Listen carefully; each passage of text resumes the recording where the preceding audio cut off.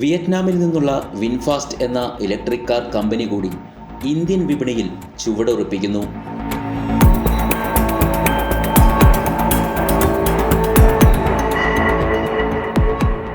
ലോകത്തിലെ മൂന്നാമത്തെ വലിയ EV നിർമ്മാതാക്കളാണ് വിയറ്റ്നാമിലെ വിൻഫാസ്റ്റ്.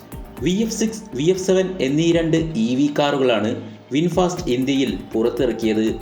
ന്യൂഡൽഹിയിൽ നടന്ന ഓട്ടോ എക്സ്പോ 2025 പ്രദർശിപ്പിച്ച മോഡലുകളാണ് ഇവ.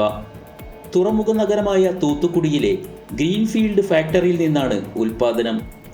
ഇന്ത്യയിലെ ടെസ്ല, BYD എന്നീ കമ്പനികളുടെ കാറുകളുമായാണ് വിൻഫാസ്റ്റിൻ്റെ കാറുകൾ മത്സരിക്കുക.